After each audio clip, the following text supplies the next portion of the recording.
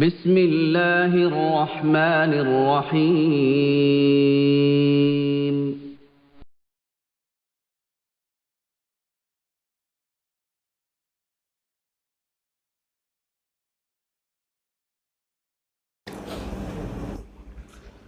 بسم اللہ الرحمن الرحیم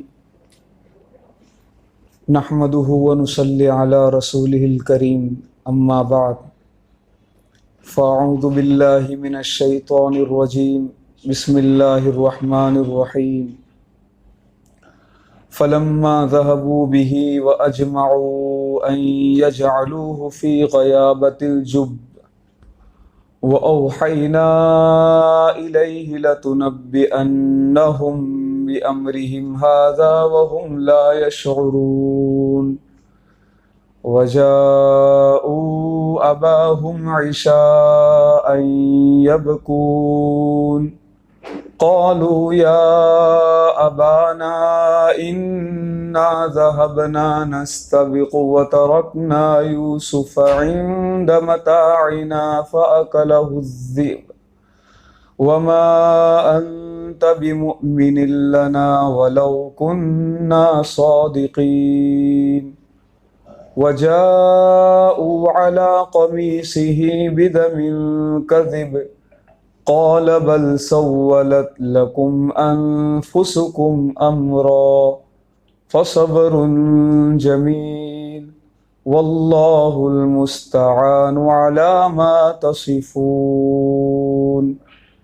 صدق الله العظيم رب اشرح لي صدري ويسر لي أمري واحلل عقدة من لساني يفقهوا قولي سبحانك لا علم لنا إلا ما علمتنا إنك أنت العليم الحكيم اللهم انفعنا بما علمتنا وعلمنا ما ينفعنا إن الله وملائكته يصلون على النبي يا أيها الذين آمنوا صلوا عليه وسلموا تسليما اللهم صل على سيدنا ومولانا محمد كلما ذكره الذاكرون وصل على محمد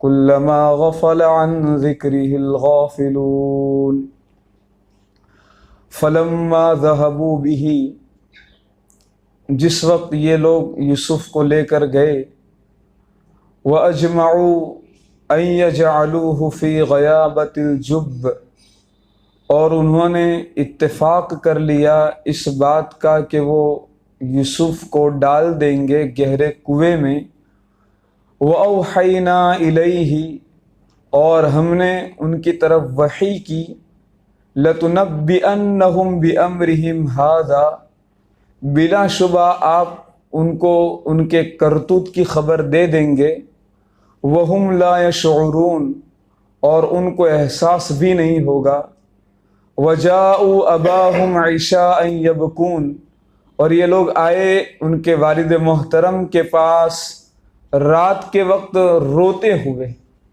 قالوا اور کہنے لگے یا ابانا اے ہمارے والد بزرگوار انا ذهبنا نستبق بلا شبہ ہم تو دوڑ لگانے کے لیے گئے تھے وترکنا یوسف عند متاعنا اور ہم نے یوسف کو ہمارے سامان کے پاس چھوڑ دیا تھا فاکلہ الذئب بھیڑیے نے اس کو کھا لیا وما انت بمؤمن لنا اور آپ یقیناً ہماری بات پر یقین لانے والے نہیں ہیں وَلَوْ كُنَّا صَادِقِينَ اگرچہ ہم سچے ہی ہیں وَجَاءُوا عَلَىٰ قَمِيصِهِ اور یہ لوگ آئے قمیص پر جھوٹا خون لگا کر قال حضرت یعقوب علیہ السلام نے فرمایا بل سولت لکم انفسکم امرا بلکہ تمہارے نفوس نے تمہارے لیے کوئی بات گڑھ لی ہے فصبر جمیل پس خوبصورت صبر ہے واللہ المستعان علی ما تصفون اور اللہ تعالیٰ شان ہی سے مدد طلب کی جاتی ہیں ان باتوں کے خلاف جن کو تم بیان کر رہے ہو۔ یہ ہوا آیات کا ترجمہ۔ اللہ تعالیٰ شان ہوں ان آیات میں ان کے کرتوت کی طرف اشارہ فرما رہے ہیں کہ یوسف علیہ السلام کے بھائیوں نے آپسی اتفاق سے اس بات کو طے کیا تھا کہ ہم یوسف کو گہرے کنویں میں ڈال دیں گے، اور اسی ارادے کے ساتھ جیسے کہ شروع کی آیات میں پورا پس منظر اللہ تعالیٰ شانہ نے بیان فرمایا ہے کہ اپنے والد محترم کے پاس گئے اور ان کو سمجھایا، اعتماد دلایا، پورے بھروسے میں لیا۔ حضرت یعقوب علیہ السلام نے ان کی باتوں پر یقین کر لیا اور اپنی نظر و نظر ان کو رخصت کیا اور یوسف ان کے حوالے کر دیا۔ اب جب یہ لوگ لے کر آ گئے جنگل و بیابان میں، اور جس چیز کا انہوں نے فیصلہ کیا تھا وہ کر گزرے۔ تفسیر کی کتابوں میں یہ بات لکھی ہے کہ حضرت یوسف علیہ السلام کو ان کے بھائیوں نے کنویں میں ڈالا تو کنویں کی جو دیوار تھی وہاں حضرت یوسف چمٹ گئے اور کہا کہ کیوں مجھے پھینک رہے ہو؟ منت سماجت کرنے لگے، فریاد رسی کرنے لگے، لیکن ان کے بھائیوں نے، بے رحم بھائیوں نے تو آخر میں یہی کہا کہ جو تو نے 11 ستارے اور چاند کو سجدہ کرتے ہوئے دیکھا ہے ذرا اس کو پکار۔ دیکھا کہ پھر بھی یہ چمٹے ہوئے ہیں تو حضرت یوسف علیہ السلام کے بدن مبارک سے قمیص اور کرتے کو نکالا، اور کرتے کو نکال کر حضرت یوسف علیہ السلام کو ڈول میں ڈال دیا، ڈول میں رکھ دیا، اور رسی کے ذریعے سے ڈول نیچے کنویں تک پہنچائی گئی۔ اور کنواں تھا بھی بہت گہرا بھی تھا، اور اس میں اندھیرا بھی بہت زیادہ تھا، پانی بھی تھا اور کچھ پتھر بھی تھے۔ الگ الگ روایتیں ملتی ہیں۔ بعض روایت میں آتا ہے کہ اللہ تعالیٰ شانہ نے جبرائیل امین کے ذریعے سے یوسف علیہ السلام کی حفاظت فرمائی،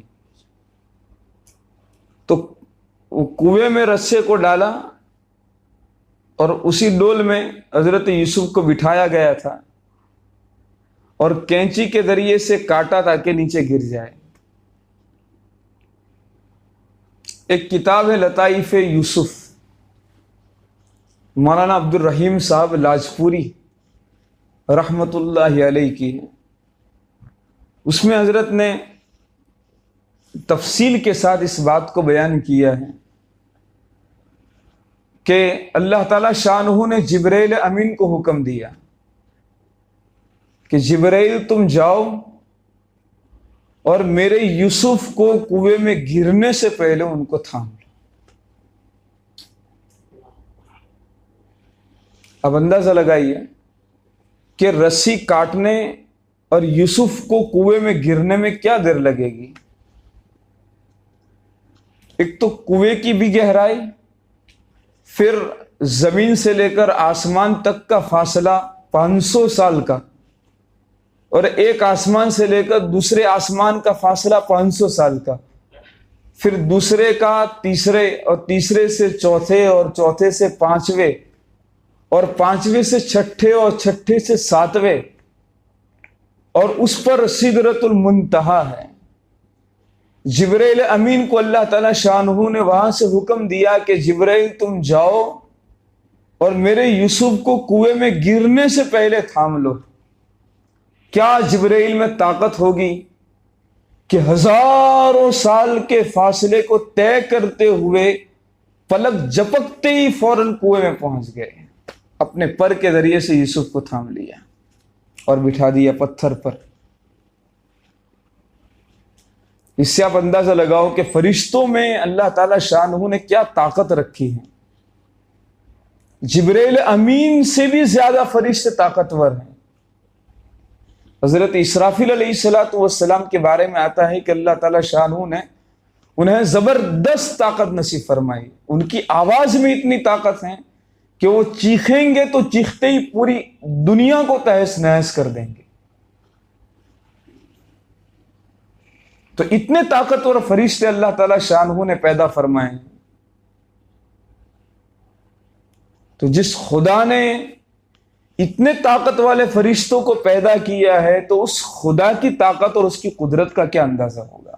اندازہ لگا سکتا ہے؟ کتابوں میں لکھا ہے حضرت یوسف علیہ السلام کو کنویں میں ڈال دیا گیا۔ آپ 3 دن رہے کنویں میں، 3 دن اور 3 راتیں۔ اور ان کا جو بڑا بھائی تھا یہودا، وہ تھا فطرت کا بہت اچھا، ہمدرد، غمگسار، تو روزانہ چپ کے حضرت یوسف کے پاس کھانا لے کر آیا کرتے تھے۔ انہوں نے نظام بنایا تھا۔ بعض روایات میں آتا ہے کہ وہ بھائی روزانہ چیک کرنے کے لیے آتے کہ یوسف کنویں میں ہے کہ نہیں ہے، اس لیے کہ اگر نکل گیا اور پلٹ کر کے دوبارہ گھر آ گیا تو پھر ہمارا راز فاش ہو جائے گا، ابا کو سب ہماری کارگزاری کا علم ہو جائے گا۔ اس لیے روزانہ تکیداری کرنے کے لیے، دیکھنے کے لیے اور جانچ پڑتال کرنے کے لیے کچھ لوگ مقرر تھے جو روزانہ آتے تھے اور تجسسی کرتے تھے کہ یوسف برابر ہے کہ نہیں۔ تو 3 دن اور 3 راتیں اللہ تعالی شانہ نے پوری حفاظت کے ساتھ حضرت یوسف علیہ السلام کو کنویں میں رکھا۔ اور جس وقت کنویں میں ڈالا گیا، پروردگار عالم کی طرف سے وحی آئی، وَأَوْحَيْنَا إِلَيْهِ، ہم نے یوسف کی طرف وحی کی۔ اور یہ وحی، یہ نبوت والی وحی نہیں تھی، یہ وحی وہ وحی تھی کہ جو اللہ تعالی شانہ کی طرف سے حضرت موسیٰ علیہ السلام کی والدہ پر آئی تھی، اور انہیں یہ حکم دیا گیا تھا کہ تم موسیٰ کو صندوقچے میں رکھو، اور ہم اس بات کا وعدہ کرتے ہیں کہ ہم صحیح سالم ان کو تمہارے پاس پہنچا دیں گے۔ اِنَّا رَادُّوهُ إِلَيْكِ وَجَاعِلُوهُ مِنَ الْمُرْسَلِينَ۔ اور کس مقام پر اور کہاں اللہ تعالی شانہ نے حضرت موسیٰ علیہ السلام کو پہنچایا، جہاں خطرہ جان کا تھا، اللہ تعالی شانہ نے خطرے کے مقام پر ان کو پہنچا کر ان کی حفاظت فرمائی۔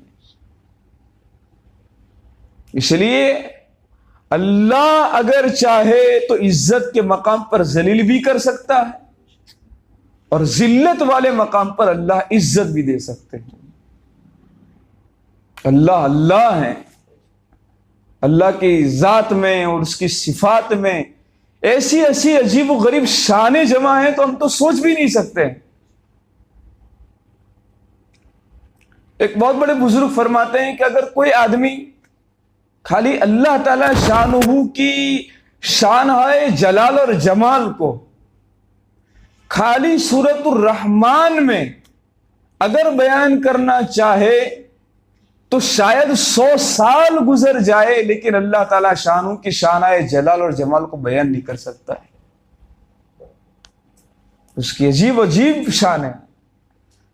وہ اگر چاہے تو کسی پنڈت کو ابدال تک پہنچا سکتا ہے، وہ اگر چاہے تو کسی ولی کو نیچے بھی پچھاڑ سکتا ہے۔ اس کی شان بنیازی کا کیا کہنا، وہ جو چاہے کر سکتا ہے۔ ان اللہ یفعل ما یشاء، تمام چیزیں اس کے اختیار میں، وہ جو چاہے کر سکتا ہے، اس کو کوئی روکنے والا نہیں، اس کو کوئی ٹوکنے والا نہیں، اس پر کوئی حکم چلانے والا نہیں ہے، اس لیے کہ اس پر ساری مخلوق پر اسی کا حکم چلتا ہے، یفعل ما یشاء۔ اس لیے ہمیشہ اللہ تعالی شانہ کی شان بے نیازی سے ڈرتے رہنا چاہیے کہ اللہ جو بھی آپ توفیق جس انداز کی بھی دے رہے ہیں، اللہ تیرا فضل ہے۔ اس لیے حدیث پاک میں آتا ہے کہ لا تحقرن من المعروف شیئا، چھوٹی نیکی کو بھی چھوٹا سمجھ کر مت چھوڑو، ہو سکتا ہے کہ یہی چھوٹی نیکی تمہارے لیے ولایت تک پہنچانے کا سبب اور ذریعہ بن جائے۔ بات سمجھ رہے ہیں؟ ہاں، اس وقت یوں نہیں سمجھنا چاہیے کہ میں تو بہت گنہگار ہوں، میں تو زانی ہوں، زنا کرنے والا ہوں، میں تو شراب پینے والا ہوں، میں تو جوا کھیلنے والا ہوں، میں فلاں ہوں اور فلاں ہوں اور فلاں ہوں۔ اس وقت اگر اللہ تعالی شانہ کی طرف سے اگر ایک مرتبہ سبحان اللہ کہنے کی اگر توفیق مل گئی اور دل میں داعیہ پیدا ہوا کہ سبحان اللہ کہہ، تو اس وقت یوں نہیں سمجھنا چاہیے کہ میں تو بہت فاسق فاجر ہوں، میرے سبحان اللہ کہنے سے کیا فائدہ ہوگا۔ اس وقت سبحان اللہ کہہ دے، ہو سکتا ہے کہ اللہ تعالی شانہ اسی سبحان اللہ کی برکت سے ولایت کے مقام تک پہنچا دے۔ بات سمجھ رہے ہیں؟ چھوٹا بچہ جب پیدا ہوتا ہے تو ڈائریکٹ اس کو بریانی نہیں دے دی جاتی، اس لیے کہ یہ تو گناہوں کا پلندہ ہے، گناہوں سے ہو کر آیا ہے، گناہوں بھری اس کی زندگی ہے۔ ابھی تہجد نہیں پڑھے گا، ابھی وہ اوابین نہیں پڑھے گا، ابھی وہ نمازیں نہیں پڑھے گا، ابھی تو خالی سبحان اللہ کہتے وہی کافی ہے۔ لا تحقرن من المعروف شیئا۔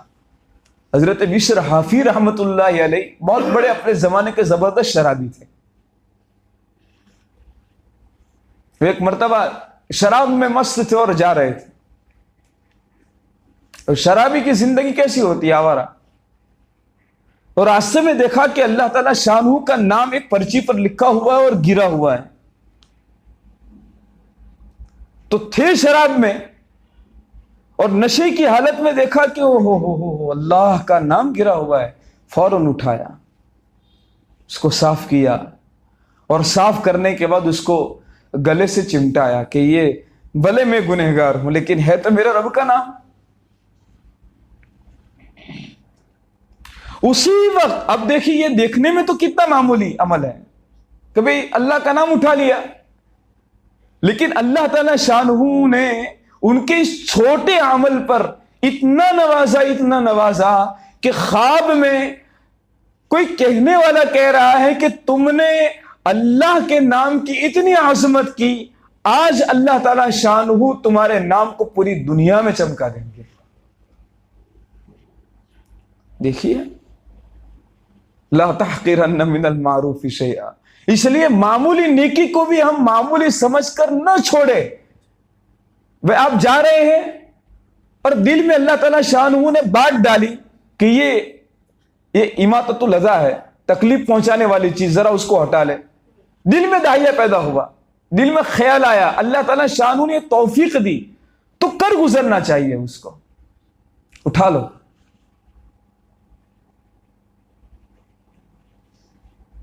تیری توفیق بھی کسی کے کرم کا صدقہ ہے، تیری توفیق بھی کسی کے کرم کا صدقہ ہے، یہ قدم خود نہیں اٹھتے، اٹھائے جاتے ہیں۔ بہرحال بات کہیں سے کہیں چلی گئی، تو یہ وحی وہی ہے، وحی یہ نبوت نہیں ہے، نبوت والی وحی نہیں، اس لیے کہ نبوت والی وحی 40 سال کے بعد آتی ہے، نبوت جو دی جاتی ہے وہ 40 سال کی عمر کے بعد، اس لیے کہ وہ مقام رشد ہوتا ہے، عقل بہت کامل ہو جاتی ہے، ہر طرح کی سوجھ بوجھ 40 سال والی عمر کو حاصل ہوتی ہے، اس لیے نبوت ملنے کا جو زمانہ ہوتا ہے وہ 40 سال کا ہے۔ اس لیے وَأَوْحَيْنَا إِلَيْهِ، یہ جو وحی آئی تو یہ وحی نبوت والی وحی نہیں تھی، اور اس وحی میں کیا بتایا گیا لَتُنَبِّئَنَّهُمْ بِأَمْرِهِمْ هَذَا، یوسف ابھی تو یہ لوگ تم کو پھینک رہے ہیں، لیکن ایک وقت آئے گا اور وہ وقت ایسا ہوگا کہ آپ خود ان کو ان کے کیے ہوئے کرتوت کی خبر دیں گے اور ان کو احساس بھی نہیں ہوگا کہ ہم یوسف کے سامنے کھڑے ہیں۔ وَهُمْ لَا يَشْعُرُونَ، ان کو کچھ پتہ نہیں ہوگا کہ یوسف ہے۔ ایسا دور آنے والا ہے، بات سمجھ رہے ہیں؟ اللہ تعالیٰ شانہ جب کسی کو اونچا چڑھانے کا ارادہ فرماتے ہیں تو کچھ نہ کچھ حالات سے اس کو گزارتے ہیں۔ تو کنویں میں ڈالا گئے حضرت یوسف علیہ السلام کو، اور یہی کنواں ان کے کچھ زمانے کے بعد بادشاہ بنائے جانے کا سبب اور ذریعہ بننے والا تھا۔ اللہ نے پہلے کنویں میں اتارا، وَأَوْحَيْنَا إِلَيْهِ لَتُنَبِّئَنَّهُمْ بِأَمْرِهِمْ هَذَا وَهُمْ لَا يَشْعُرُونَ۔ اب یہ کام سب کر چکے ہیں، تو کرتا تو نکالا تھا، تو بھائیوں نے کیا کہ اب جا کر کے کریں گے کیا اور کہیں گے کیا، کس طرح کریں؟ ایک نے کہا کہ کرتا تو ہے اپنے پاس، تو ایک بکری کے بچے کو ذبح کیا اور ذبح کرنے کے بعد اس پر خون لگا دیا کہ لگے کہ بھئی بھیڑیے نے اس کو کھا لیا ہے۔ اور عام متن ایسا ہوتا تھا کہ جب بھی یہ لوگ جاتے تھے نا تو مغرب سے پہلے پہنچ جاتے تھے۔ قرآن کہتا ہے کہ اس وقت جب یہ انہوں نے ایک کام کیا تو بہت دیر سے گئے، وَجَاءُوا أَبَاهُمْ عِشَاءً يَبْكُونَ، رات کے وقت وہ وہاں پہنچے والد محترم کی خدمت میں، اور ان کی حالت کیا تھی؟ یبکون، رو رہے تھے۔ مگرمچھ کے آنسو تھا جو ان کی آنکھوں سے آنسو بہ رہے تھے، اور روتے ہوئے دیکھا کہ رو رہے ہیں، بہت دیر ہو گئی۔ والد صاحب باہر آئے، حضرت یعقوب علیہ السلام کا بھائی ہوا کیا تم لوگوں کو، اور یوسف کدھر ہے؟ کہا کہ ابا جی کیا کریں، وہ جو خطرہ تھا بہرحال وہی ہوا، اب جو کہہ رہے تھے بالکل صحیح بات تھی۔ وَأَخَافُ أَن يَأْكُلَهُ الذِّئْبُ وَأَنْتُمْ عَنْهُ غَافِلُونَ، ایسا ہی ہوا۔ کیوں؟ اس لیے کہ إِنَّا ذَهَبْنَا نَسْتَبِقُ، ہم تو دوڑ لگانے گئے تھے، کھیل رہے تھے، ہم تو ہمارے کھیل میں مشغول تھے۔ اور وَتَرَكْنَا يُوسُفَ عِندَ مَتَاعِنَا، اور یوسف کو ہم نے ہمارے سامان کے پاس چھوڑا تھا، لیکن ہماری غفلت ہو گئی کہ فَأَكَلَهُ الذِّئْبُ، بھیڑیے نے اس کا دبوچا۔ اور یہ بھی کہہ رہے ہیں کہ وَمَا أَنْتَ بِمُؤْمِنٍ لَنَا، بھلے ہم چاہے کتنا ہی سچ کہیں، آپ ہماری بات پر یقین کرنے والے نہیں ہیں۔ اور پھر وہ قمیص بھی بتایا، وَجَاءُوا عَلَىٰ قَمِيصِهِ بِدَمٍ كَذِبٍ، وہ جھوٹا خون لگا ہوا قمیص لے کر کے والد محترم کی خدمت میں گئے کہ دیکھو ابا جی، قمیص دیکھا کہ ہو۔ حضرت یعقوب کہنے لگے کہ بھیڑیا بہت سمجھدار تھا، یوسف کو کھا بھی گیا اور قمیص بھی سلامت رہا، قمیص کو کچھ ہوا نہیں، وہ تو پھٹنا چاہیے نا، اور پھٹا بھی نہیں اور بالکل صحیح سالم۔ تو تمہارا جس بھیڑیے نے یوسف کو کھایا ہے، وہ بھیڑیا کتنا سمجھدار ہے کہ قمیص بالکل برابر رکھا اور یوسف کو کھا گیا۔ اس لیے جھوٹ جو ہوتا ہے نا، جھوٹ کے قدم نہیں ہوتے ہیں، پیر نہیں ہوتے ہیں، وہ پکڑا ہی جاتا کہیں نہ کہیں۔ ایک گاؤں میں ایسا ہوا، بعض ہوتے ہیں شوقین اذان دینے والے، ان کو عادت ہوتی ہے کہ اذان دینے کا موقع مل جائے، اور مؤذن اس مسجد کے بڑے سخت تھے، کسی کو کھڑا نہ ہونے دے۔ تو ایک نوجوان نے کہا کہ مؤذن صاحب آج فجر کی اذان مجھے دے دیجیے۔ کہا نہیں، بالکل نہیں۔ ایک دن گیا، 2 دن، کہا کہ یہ سدھرے گا نہیں، اب مجھے کچھ کرنا پڑے گا۔ تو وہ نوجوان بہت جلدی آ گیا، صبح صادق سے پہلے، اور کرسی لے کر، گھڑی بہت ادھر تھی تو کرسی لے گیا اور گھڑی اتاری، اور گھڑی اتارنے کے بعد 1 آدھ گھنٹہ اس کو آگے کر دیا۔ 4 बज रहे थे और 5 कर दिया और अजान दे दी, इसलिए कि शौक था और 2 महीने से पीछे पड़ा हुआ था। और मुअज्जिन को कहने के बावजूद मुअज्जिन बराबर अपनी जिद पर अड़े रहे। और मुअज्जिन सोए हुए थे और अचानक अजान हो गई। तो आदत होती है रोजाना उठने की, तो ये आदत से पहले अजान कैसे हो गई? तो कहां कह रहे कौन छा, किसने अजान दी? कहा मैंने। आप तो सोए हुए थे। कहा कि घड़ी तो देख। कहा घड़ी में तो 5 बजे है और अजान का वक्त भी 5 बजे का है। तो मौजिन साहब भी घबरा गए कि पता नहीं मेरी घड़ी बिगड़ गई है क्या। तो देखा क्या, मेरी घड़ी में तो 4 बजे है। फिर पकड़ा गया वो कुर्सी जो थी ना। कहा तूने शरारत की है। तो झूठ कहीं ना कहीं पकड़ा जाता है।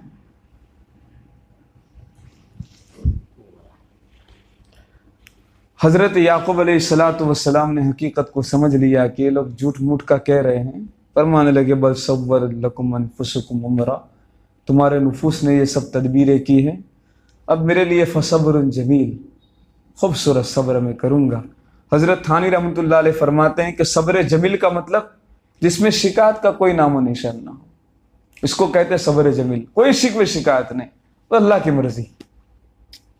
और वल्लाहुल मुस्तान अला मा तसिफून, मैं अल्लाह ताला शानू से मदद तलब करता हूँ उन बातों के खिलाफ जिसको तुम बयान करते हो, जो तुम कह रहे हो, बस मैं अल्लाह ही से इसकी मदद मांग रहा हूँ। फिर आगे वजा सय्यारतुन फअरसलू वारिदहुम फअदला दलवा, उसको इंशाअल्लाह अज़ीज़ जिंदा बसलामत रहे तो आइंदा कल करेंगे। व आखिरु दावाना अल्हम्दुलिल्लाहि रब्बिल आलमीन। आज के लिए बस इतना ही। अगर आपने हमारे इस चैनल को सब्सक्राइब नहीं किया है तो जल्दी से सब्सक्राइब कर लें और बेल आइकन को भी दबा लें और इस वीडियो को अपने तमाम व्हाट्सएप ग्रुप में शेयर कीजिए।